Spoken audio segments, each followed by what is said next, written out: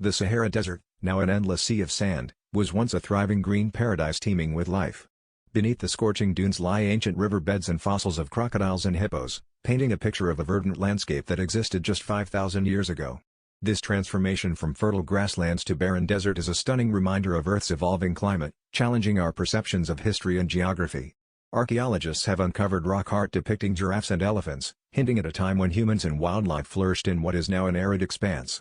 This dramatic shift in environment forces scientists to rethink how civilizations adapted to climate change, offering clues about our ancestors' resilience and ingenuity.